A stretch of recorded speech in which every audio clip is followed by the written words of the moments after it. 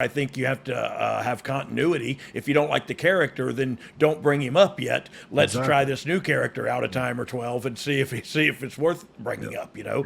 But look, it's all in the rearview mirror now. Now it's time to see how H is going to run the game. All right, let's land the plane, fellas, on the "Oh, you didn't, bro." Oh, you didn't, bro? So here's the thing. Vince and I, we've joked about this quite a bit. I like Keith Lee. I'm a fan, but hey, when he was Bearcat Lee, somehow there was an homage that was never mentioned, that no one knew that it was an homage, and then he basically had claws like a Cincinnati weasel, muskrat, bearcat, and no one really knew what the heck Bearcat Lee was, so much that he left. I mean, he got let go, just basically a hiccup after they did the Bearcat gimmick. So what?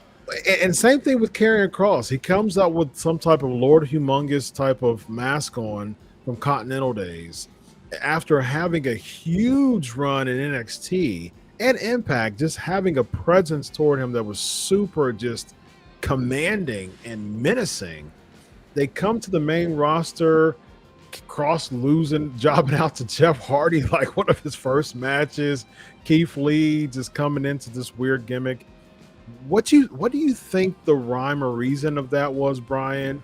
And why do, like, they were Triple H guys, why didn't they get over with Vince McMahon on the main roster?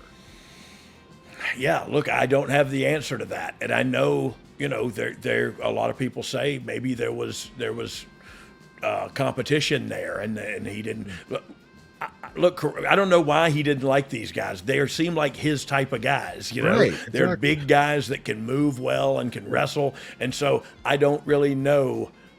It's funny you brought those two specifically up. Those are the two that got me scratching my head the most. Yeah. They're big guys that can move and work, and I know one thing was problematic was we gave everybody like big cool entrances down there, and when they got up there, it was like, hey, you got to cut this entrance down in 30 seconds, whatever. And so that was problematic for a while. So I don't know how things are going right now, but I think they'll be leveled out in 6 months or so. Well, here's my problem with the cutting down the cool entrances thing, especially on Raw. You're stretching 3 hours of content. At least you could keep the entrances on someone to make them look bigger instead of throwing a 24/7 segment on there or some type of promo that we've heard every week. To me, keeping the time of the entrances makes more sense to make someone who is NXT, who gets a third of the main roster audience, you make them look bigger by these elaborate entrances, because that's the perception of the crowd, which becomes their reality. If you cut the entrances, how do we know who Killer Kross or Karrion Kross is?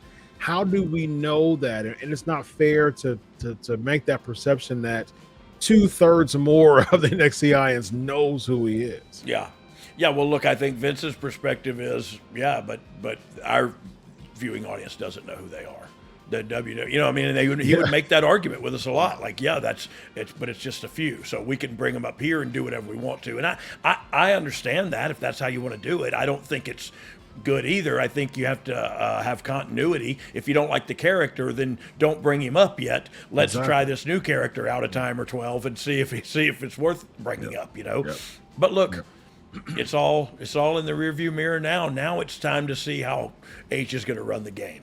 I got to tell you, Brian, one thing that I always notice that I really think this really got lost somewhere in translation, and it used to drive me crazy, and it has to do with the Bearcat. Bro, during the Attitude Era, you guys all had a gimmick, but I know in my writing and in the vignettes and in the promos and in all that stuff, there was a reason you had the gimmick. Like, you were the Road Dogg, Rock was the Rock, Austin. You had your moniker, but the moniker fit. Yeah. What I see today is they give every wrestler gets a moniker, but they don't play the moniker. Yeah. And I think they think if the announcer says it over and over and over, Sasha Banks is the boss.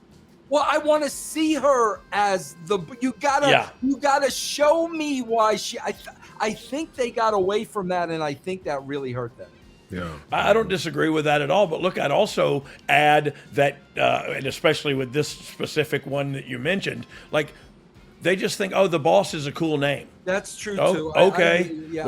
Well, okay, and it is, and it's cool with the younger generation. But what does that look like? And does it look like she's just boss, balling and flossing? And is that what kind of boss she is? Yeah. And I don't know the answer to that because I'm a 53-year-old white guy from Georgia.